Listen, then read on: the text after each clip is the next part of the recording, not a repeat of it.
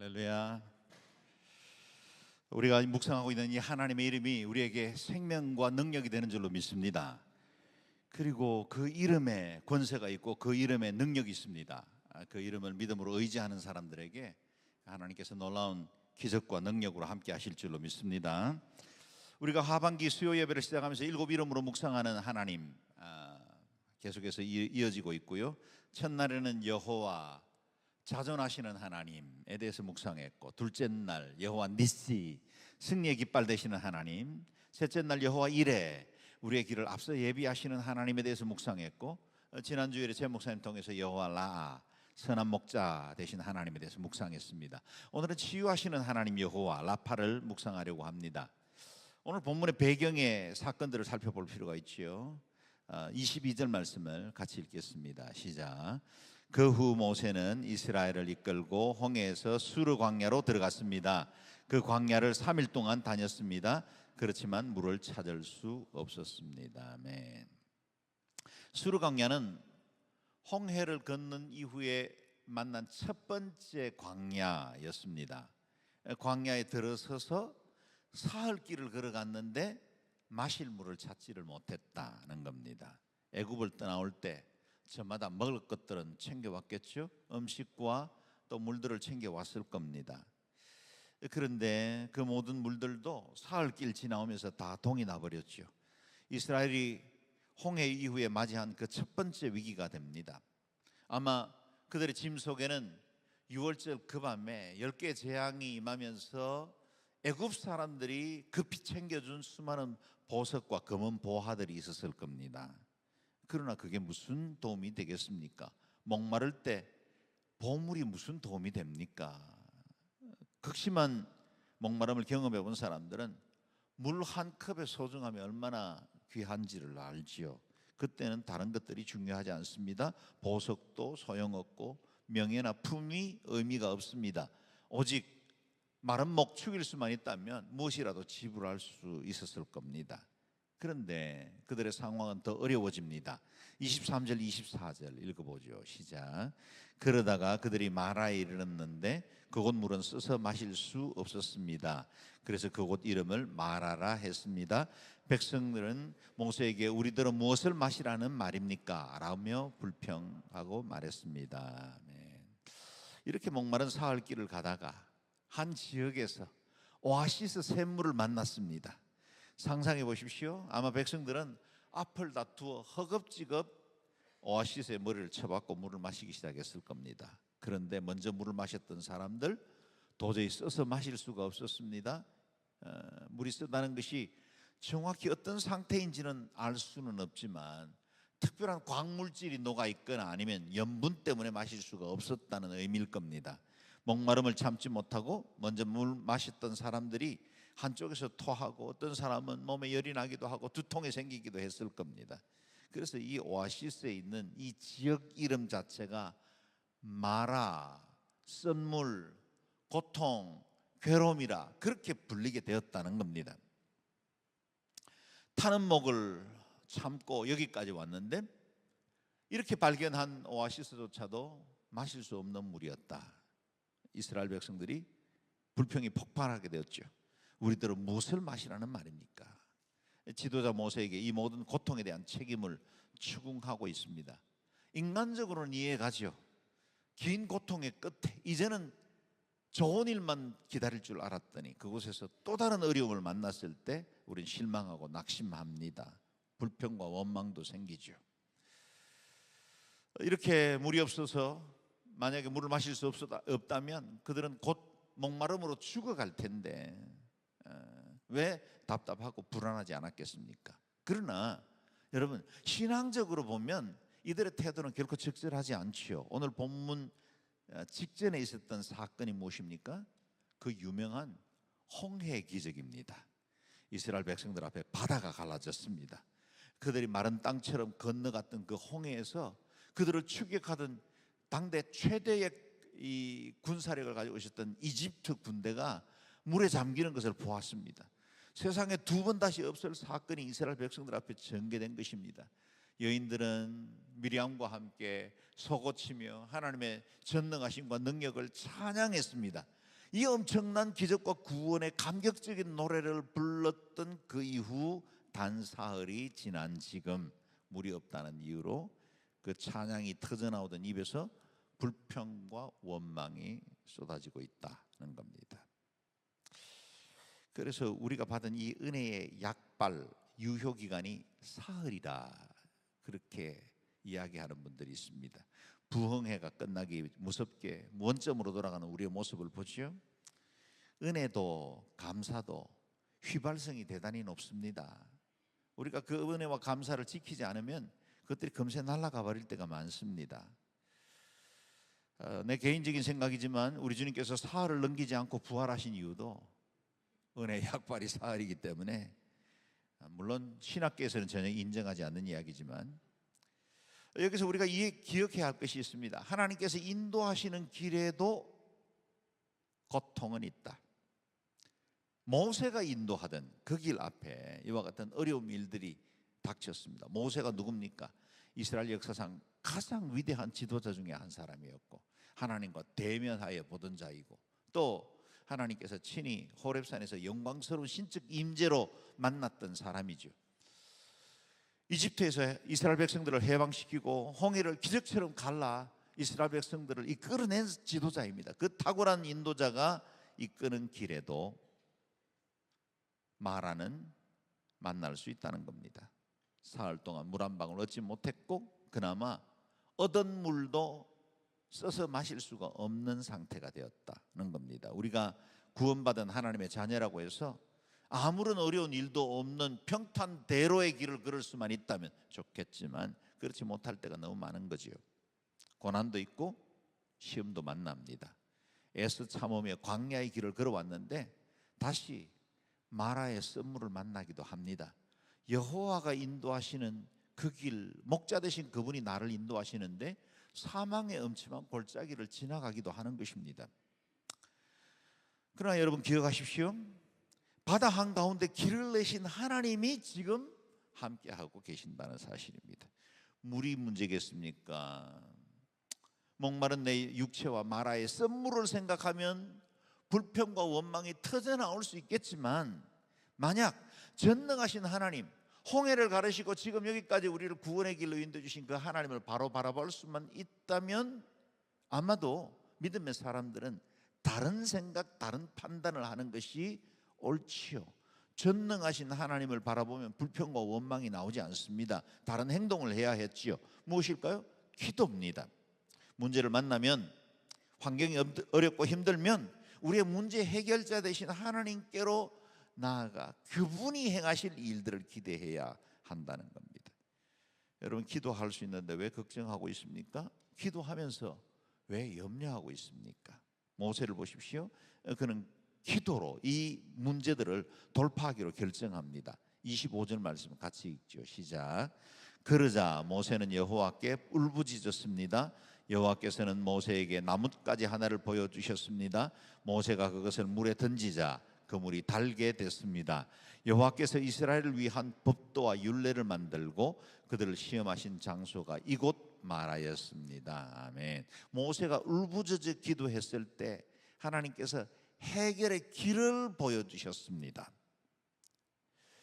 모세의 간절한 기도가 끝났을 때, 기도를 끝내고 눈을 들었더니 그 가까이 있는 나뭇가지 하나를 보여주셨다는 겁니다. 여기에서 하나님이 응답하시는 방법 중에 하나를 주목해 볼 필요가 있습니다. 기도가 끝났더니 그 물이 스스로 돌면서 물이 단물로 변화된 게 아니라는 겁니다. 물은 그대로였습니다. 썬물입니다. 기도했는데 효과가 없는 것 같습니다. 그런데 대신 모세의 눈이 밝아져서 한 나무를 보게 된 겁니다. 그리고 그 나뭇가지로 썬물을 고치게 되었죠. 여러분, 우리 삶에도 적용해 볼 만한 말씀이죠. 우리는 우리의 문제들을 만나면 그 문제 그 자체에 어떤 기적이 일어나서 변화가 되기를 기대할 때가 많습니다. 우리의 대부분의 기도의 제목은 그곳에 초점이 맞춰져 있습니다. 그런데 하나님은 우리의 문제를 해결하는 방법을 그 문제 자체가 아니라 우리의 눈을 열어주셔서 다른 방법으로 문제를 풀게 해주실 때도 있다는 겁니다. 여러 가지 어려운 문제들, 힘들고 고통스러운 상황을 만났는데 그 문제 상황은 그대로 있는 것 같은데 하나님은 다른 방법으로 우리의 영의 눈을 열어주시고 그 길을 해결해 가신다는 겁니다. 우물에 던져진 나무를 주목해 보십시오. 무슨 나무인지는 알 수 없지만 아마도 그 샘물 곁 가까이에 있었던 나무였습니다. 레바논에서 찍어온 최상품 백향목이 아니었습니다. 예루살렘에서 가져온 감람나무를 사용한 것도 아니었습니다. 수르 광야, 마라, 그 쓴물 오아시스 곁에 있었던 나무였습니다. 늘 이전에도 그 이후에도 그 나무가 있었죠. 하나님은 이 세상을 지으실 때 항상 균형, 밸런스를 유지합니다. 독을 가진 해로운 동물이 있으면 해독제를 가지고 있는 식물도 함께 두십니다. 우리 몸에도 해를 입히는 병균들이 있는가 하면 자연 치유가 가능할 수 있도록 우리 몸에 항체도 두시죠. 우리 안에는 항상 어려운 환경과 문제들을 만나지만 그 문제 곁에는 하나님께서 열어주시는 새로운 해법도 있다는 겁니다. 여러분, 기도하면 하나님께서 눈을 열어주십니다. 기도하면 하나님께서 보게 하십니다. 기도하십시오. 하나님께서 내 인생에 쓴물을 단물로 바꾸어 줄 수 있는 길을 우리에게 보여주실 것입니다. 모세가 그 나뭇가지를 마라의 쓴물에 던지게 되었더니 그 물이 달게 되었다 합니다. 그리고 이어지는 말씀에 주목해야죠. 마라를 두신 이유가 이 말씀에 포함되어 있습니다. 마라를 통해 하나님은 이스라엘을 위한 율례와 법도를 가르치셨습니다. 마라, 그것이 고통이었고 분명 썸물이었는데 하나님이 이 과정을 통해서 이스라엘을 위한 율례와 법도를 가르쳐 주셨다는 겁니다. 여러분, 우리 인생에도 마라를 만납니다. 근데 그 우리가 만나는 그 마라에 대한 해석이 중요합니다. 만약에 홍해를 가르셨던 그 하나님께서 우리를 썸물 앞에도 서게 하셨다면 거기 우리를 교훈하시고 훈련시키시고 새롭게 하실 하나님의 계획이 숨어 있다는 겁니다. 마라는 나를 하나님의 사람으로 견고히 서도록 만들어주는 테스트가 됩니다. 구약 성경에 한 번 더 마라라는 이름이 등장하는 성경이 있습니다. 룻기입니다. 베들레헴에 살고 있던 나오미라는 여인이 그 땅에 큰 흉년을 피해 모압 땅으로 피하여 살게 되었습니다. 모함으로 이민 간 이유는 한 가지죠. 좀 더 잘 살고 싶었습니다. 이 기근을 벗어나 모든 것들이 편안하고 행복한 삶을 살고 싶은 동기 하나였습니다. 분명 신앙적 선택은 아니었습니다. 모압에는 성전도 없고 선지자도 없었습니다. 예배하던 신앙 공동체도 없었습니다. 단지 생존이 급급해서 자신의 육체의 필요를 채우기 위해서 모압으로 이동하고 정착한 것입니다. 그런데 그 땅에서 나오미는 남편도 잃었고 그리고 결혼하여 짝지었던 두 아들도 잃고 말았습니다. 여러분, 이게 얼마나 모순적인 일입니까? 행복을 위해서 떠나간 길이고 행복하기 위해서 찾아간 그 새로운 땅에서 오히려 더 큰 비극과 슬픔, 온통 불행의 죄만 뒤집어 쓰게 된 것입니다. 의지할 사람도 낙도 없어졌습니다. 이제는 고향으로 돌아가리라 마음먹고 두 자부에게 이제는 각자 자기의 길을 가라고 그렇게 말하죠. 그런데 며느리 하다가 어머니 가는 곳에 나도 가겠습니다. 어머니의 하나님이 나의 하나님입니다. 그렇게 따라 나섭니다. 우리가 잘 아는 룻이죠. 나오미는 룻과 함께 실패와 고통으로 짓눌린 몸을 추스려서 고향 베들레헴으로 돌아왔습니다. 흉년이 있었지만 자신들은 떠났는데 그때 떠나지 않고 그 고향을 지켰던 친구들은 지금 추수의 기쁨으로 온통 즐거움을 누리고 있는데 나오미는 모든 것을 다 잃어버린 채 그야말로 빈손으로 쓸쓸한 몸과 마음을 가지고 고향으로 돌아오게 되었다는 겁니다. 나오미가 옛 친구들을 만나서 자신의 삶을 애통해하면서 이렇게 말합니다. 나를 더 이상 나오미, 즐거움이라 부르지 말고 마라, 곧 고통이라고 불러다오. 자신의 인생에 대한 해석인 겁니다. 행복을 찾아갔고 자기 인생의 꿈을 쫓아갔던 그 모든 길의 결론이 마라였다는 겁니다. 나오미 한 개인의 인생을 보면 분명 그것은 썸물 인생을 살아온 것 같습니다. 그러나 만약 나오미가 더 잘 살기 위해서 떠난 그 모압 땅에서 행복하게 잘 먹고 잘 살았다면 이 이야기는 그냥 한 개인의 행복 스토리로 끝났을 겁니다. 그런데 나오미 삶에서 만난 썸물 때문에 그들은 베들레헴으로 돌아왔고 자부 루시 보아스를 만나고 그 가문을 통해 이스라엘 최고의 왕 다윗이 태어납니다. 그리고 이 가정의 이야기는 그저 한 개인의 이야기로 그치지 않고 만대에 이어지게 될 하나님의 말씀 성경의 이야기로 메시아의 계보의 기록을 남기는 이야기로 전해지게 된 것입니다. 사랑하는 여러분, 현재를 살고 있는 우리의 고통, 마라의 썸물 다 이해 못하며 삽니다. 그게 매 순간마다 해석되면 얼마나 좋겠습니까? 그리고 내가 지금 경험하고 있는 이 마라가 장차 하나님께서 이와 같은 복을 주실 것이라는 걸 미리 알고 산다면 광야가 뭐 어렵겠습니까? 배고픔과 목마름이 뭐가 힘들겠습니까? 조금만 참으면 되는데요. 그런데 우리가 그 일을 알지 못한 채로 살아가고 있고 하나님의 백성임에도 불구하고 시련과 위기를 만날 때가 많습니다. 그런데 여러분 기억하십시오. 내 인생의 마라에는 반드시 하나님의 뜻과 목적이 있습니다. 내 인생을 바로 해석하는 거룩한 눈 열리면 하나님께서 이 마라를 통해서 행하실 율례와 법도를 깨닫게 되고 우리가 더욱더 하나님을 온전히 경외하고 사랑하는 하나님의 사람으로 변화될 수 있다는 것입니다. 하나님께서 우리를 훈련시키시고 더 온전한 하나님의 사람으로 세우기 위해 시험하신 장소가 마라였습니다. 여러분의 인생에서 만나는 모든 마라, 썸물도 하나님이 더 온전케 하시고 새롭게 하시고 더 거룩한 자로 빚어가시는 주님의 놀라운 장소가 되시기를 주의 이름으로 축원합니다. 아멘. 이 땅을 살면서 만나는 우리의 진짜 문제는 고난 그 자체가 아니라 그 고난을 하나님의 눈으로 볼 줄 아는 믿음이 없다는 것에서 시작됩니다. 우리가 쉽게 넘어지는 것은 기도할 상황을 기도해서 극복하고 하나님의 은혜를 깨달아야 할 그 사건을 불평과 원망으로 보내다가 인생이 불행해질 때가 많다는 겁니다. 내게 당하는 일 다 이해할 수 없더라도 하나님을 신뢰하고 그 앞에 인내의 열매를 맺음으로 여러분의 인생과 삶에도 썬물이 단물로 바뀌는 일들이 일어나기를 바랍니다. 만약에 내 인생에 마라가 없었다면, 그 고난이 없었다면 지금과 같이 이렇게 겸손하게 살 수 있었겠습니까?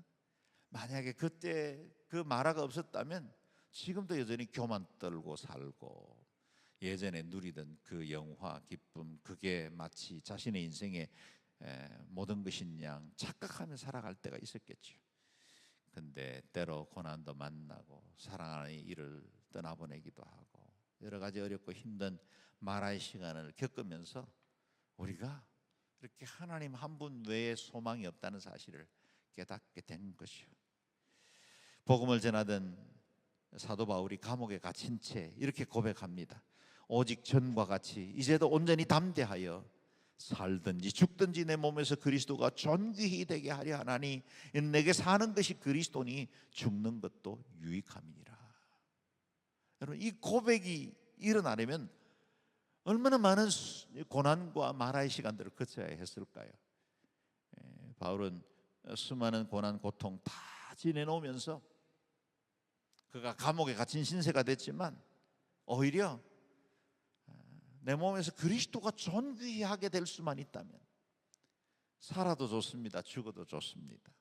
흥하면 좋습니다. 망해도 괜찮습니다. 건강하면 은혜겠거니와 병들어도 문제없습니다. 이게 믿음의 사람, 마라를 통해서 배운 율례와 법도를 통해서 깨닫게 되는 자리에 이르는 것입니다. 나를 영원한 저주에서 건져내신 하나님, 그 하나님이 내 삶을 책임지시겠다고 하셨는데, 영원토록 함께 하시겠다고 하셨는데, 그 과정에 경험할 수 있는 마라라면 하나님의 선한 목적과 계획은 반드시 있다는 사실을 기억할 수 있게 되기를 바랍니다. 내 입맛의 선물이라 할지라도 불평하고 원망하지 말고 더 주의 깊은 은혜를 사모하는 귀한 계기가 되기를 바랍니다. 이렇게 주의 말씀대로 고백했던 사람들에게 어떤 약속이 주어집니까? 26절 말씀 읽겠습니다. 시작. 그분은 말씀하셨습니다. 너희가 너희 하나님 여호와의 음성을 잘 듣고 나 여호와가 보기에 옳은 일을 하며 너희가 계명의 귀를 기울이고 모든 율례를 지키면 내가 이집트 사람에게 내린 질병 가운데 어느 하나도 너희에게 내리지 않겠다. 나는 너희를 치료하는 여호와다. 아멘. 너희가 내 계명과 규례를 잘 지키면 내가 너희들과 함께 하겠고 귀를 기울일 뿐만 아니라 너희에게 이집트 사람들이 맞이했던 그 어떤 질병도 너희에게는 내리지 않겠다라고 하십니다. 그래서 거기서 새로운 이름이 소개되었죠. 나는 너희를 치료하는 여호와다. 여호와 라파, 치료하시는 하나님을 소개합니다. 말라기 4장 2절에는 치료에 대해서 이렇게 말씀하고 있죠. 같이 읽어봅니다. 시작. 내 이름을 경외하는 너희에게는 의로운 해가 떠올라서 치료하는 광선을 발하리니 너희가 나가서 외양간에서 나온 송아지같이 뛰리라. 아멘. 내 이름을 경외하는 너희에게는 의의 해가 떠오르는데 그 의의 해가 곧 치료하는 광선이 될 것이다. 그래서 외양간에서 뛰쳐나온 송아지처럼 너희의 인생이 자유와 평강과 기쁨을 누리게 될 것이다 라고 하는 것입니다. 여러분, 치유의 빛은 언제 임합니까? 여호와 이름을 경외하는 자에게 임합니다. 율례와 법도를 지키기로 결정하고 하나님의 계명에 귀를 기울이는 사람들에게 치유도 임하고 회복도 임하고 하나님의 능력도 임합니다. 이 순서를 잘 지켜야 합니다. 하나님을 먼저 경외하고 주를 사랑하는 자에게 하나님의 기적도 능력도 드러내십니다. 오늘 이 시간에 예배하는 저와 여러분의 마음속에 진정으로 하나님을 경외하는 믿음이 있게 되기를 바랍니다. 하나님은 우리의 인생의 썸물을 단물로 변화시켜 줄 수 있는 유일한 분이십니다. 그래서 우리의 육체 질병을 치료하실 뿐만 아니라 오늘 우리가 찬양에 고백했던 것처럼 우리의 마음의 모든 상한 것들도 위로하시고 치유하시는 참된 치료자가 되십니다. 여러분, 우리의 치료자이신 그분이 우리의 상한 몸과 마음과 영혼, 인생을 치유하시기 위해서 행하신 가장 위대한 행동이 예수 그리스도를 우리에게 보내주신 것입니다. 25절에 모세가 썸물에 던진 나뭇가지가 무엇을 예표합니까? 그렇습니다. 십자가입니다. 그 나뭇가지가 무슨 신령한 능력이 있는 나무가 되어서 그 못 먹을 물을 단물로 바꾸게 했겠습니까? 거기에는 더 깊은 영적 진리가 있었던 겁니다. 우리의 삶을 치유하시는 십자가의 능력, 그것이 마라의 사건을 통해서 예표되어 있는 겁니다. 그 던진 나뭇가지는 곧 우리의 인생에 우리를 찾아오신 예수 그리스도의 십자가가 된 것입니다. 그래서 성경 주석가 매튜 헨리는 십자가는 모든 고통을 주는 썸물을 달게 만든다.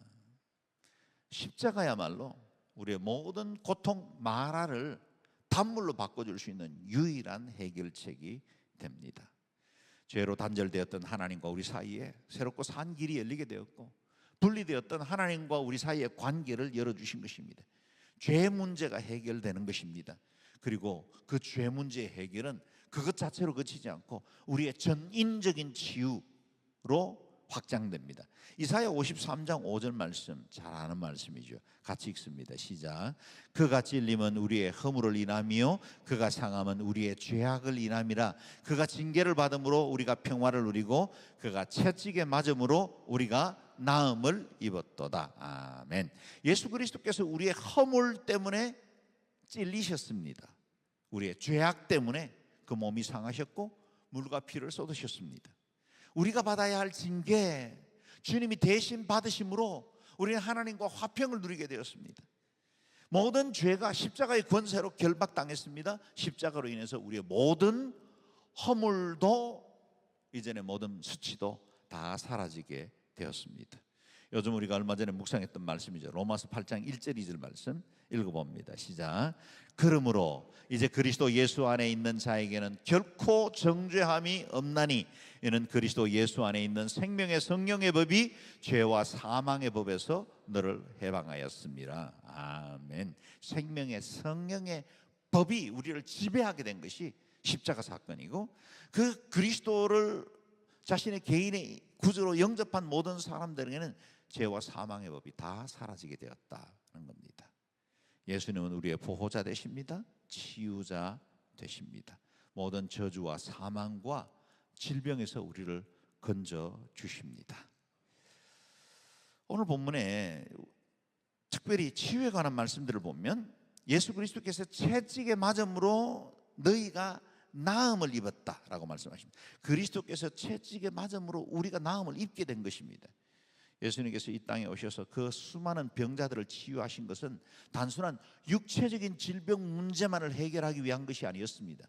병든 몸 나으면 기적이요, 또 감사하지만 그 몸 다시 병들고 약해져 죽을 수밖에 없는 연약한 자들이죠. 그래서 영원한 대안은 아닙니다. 주님께서 우리의 영원한 치유자가 되시기 위해서 주님께서 채찍에 맞음으로 우리가 나음을 입을 때 그것은 우리의 영혼과 심령과 우리의 전 존재가 치유받고 새로워졌다는 사실을 보여주고 있습니다. 그리고 마지막 날 우리가 영원한 천국에 이르를 때에 그곳에 생명나무 실과에 맺혀지는 12계절 맺히는 그 열매, 그것으로 인해서 그 나무의 잎사귀가 다 치유의 잎사귀가 되죠. 우리 주님께서 온 세상의 선물을 단물로 변화시킬 수 있는 유일한 분이라는 사실을 보여주고 있습니다. 그러므로 우리는 주 예수의 이름, 예수님을 통해서 치료하시는 하나님을 만날 수 있습니다. 여호와 라파 되신 그분은 예수 그리스도의 십자가를 통해서 그분을 계시하여 주셨습니다. 제가 LA에서 목회할 때 이사야 53장 말씀을 해설한 작은 소책자를 읽은 적이 있습니다. 에릭 홀저펄이라는 독일계 미국인이 쓴 작은 책인데, 그가 너는 치유받았느니라는 책을 쓰셨는데 그 책 두란노에서 발간되었어요. 지금 아마 폐간된 것 같아요. 근데 그 짧은 책을 제 방에서 읽다가 제가 그동안 오랫동안 고통받던 질병으로부터 치유를 받았어요. 저는 중학교 때부터 아주 이 소화기가 굉장히 어려웠습니다. 그래서 뭐 한 달에 한 번씩 토하고, 또 심할 때는 일주일에 한 번씩 토하고, 토하면 이틀 사흘 동안 아무것도 먹지 못한 채로 빈속으로 기다려야겠어요. 그래서 속이 안정될 때까지, 그래서 흰죽 먹기 시작하고, 그래서 조금씩 음식을 섭취해 왔습니다. 그래서 제가 한때는 62kg였어요. 그때는 비스타일을 쫓아다닐 때가 있었어요. 뭐 제가 몸 관리를 잘해서 그렇게 마른 게 아니라 제대로 음식을 섭취하지 못했기 때문에 말랐고, 그리고 제가 이 목사가 되고 사역자로 있고 선교사로 갔을 때도 이 속병은 치유받지를 못했어요. 그래서 저희 교회 의사 장로님 한 분이, 목사님 스리랑카에 이렇게 가서 계속 이렇게 탈라면 문제가 되니 차라리 그 문제를 일으키는 12지장 부분을 절개합시다. 그래서 거기를 절개하고 끊어내도 별 문제는 없습니다. 근데 그때 제가 자신이 없더라고요. 완전히 이 위장의 장의 일부분을 드러낸다는 것 자체가 자신이 없어서 장로님의 그 조언을 듣지 못하고 그냥 선교지로 갔었어요. 선교지에서도 어려웠습니다. 그래서 선교사 때 제 사진을 보면 다 날씬해요. 저도 그런 때가 있었어요, 여러분. 근데 이제 LA로 나와서 교회를 개척하고 로스앤젤레스 온누리교회에서 목회하던 중에 두란노에서 한 권씩 책을 보내주는 게 있는데 그 책 중에 하나가 바로 그 소책자였어요. 새벽 기도를 마치고 제 방에 올라가 가지고 뭐 그때는 더 거리가 멀었기 때문에 집에는 거의 가지 않았어요. 새벽기도 마치면 바로 제 방에서 간단하게 음식 먹고 하루를 시작했는데, 그 자리에 소파에 앉아 가지고 가는 책이니까 그냥 술술술 읽을 수 있는 책이었어요. 읽고 난 다음에 제가 책을 덮으면서 고백했어요. 하나님, 제 오랜 질병을 치유해 주셔서 감사합니다. 사실은 뭐 아무런 증거도 없었어요. 근데 그날 그가 채찍에 맞음으로 너희가 나음을 입었도다라는 말씀이 과거 완료형으로 이루어졌고 이미 십자가 2000년 전에 하나님께서 이루신 사건으로 믿어지기 시작했어요. 여러분, 제가 이사야 53장 뭐 5절 6절 쭉 다 암송하거든요. 암송하는 말씀인데 암송도 했고 설교도 했고 많은 사람들에게 그 이야기를 나눴음에도 불구하고 그 말씀이 제게 생명이 되지는 않았어요. 근데 그날 그 책을 읽고 나서 말씀이 살아 운동력에서 좌우에 날선 어떤 것보다 예리해서 영과 혼과 관절과 골수를 찔러 쪼갠다는 그 말씀처럼 제 마음속에 훅 들어오기 시작했어요. 그래서 제가 그 책을 딱 덮으면서 주님 치유해 주셔서 감사합니다. 그리고 치료받았어요. 정말 오랫동안 제게는 중학교 시절부터 너무 힘들게 했던 일들인데 딱 끝났어요. 그리고 완전히 치유받고 회복된 이후에 이와 같이 다시는 그 질병으로 고통받지 않습니다.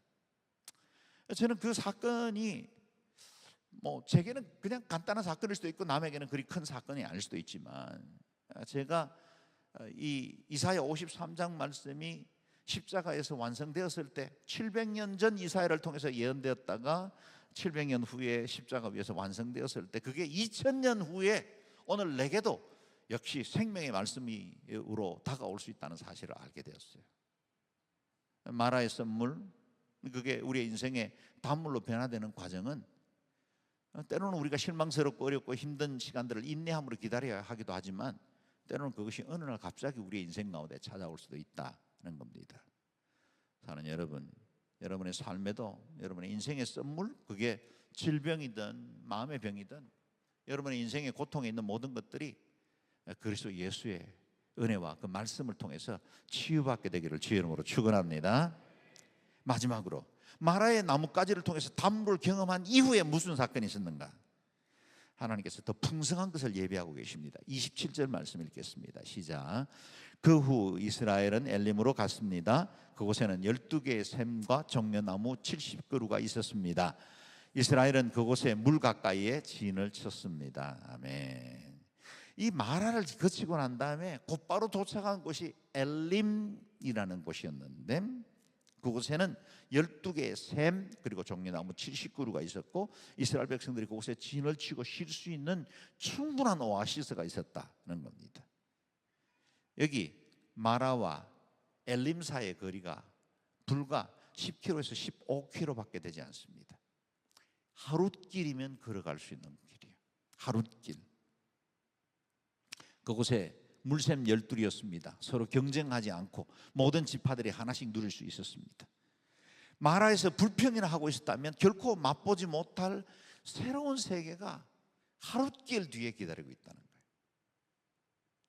여러분, 우리의 삶에도 우리가 지금 불평하고 주저앉아 있기 때문에 하룻길 뒤에 기다리는 은혜를 누리지 못할 때가 얼마나 많은가요? 미국의 격언 중에 one inch more라는 단어가 있어요. one inch more. 한 인치만 더 나가면 되는데 그러는 거예요. 한 광산업자가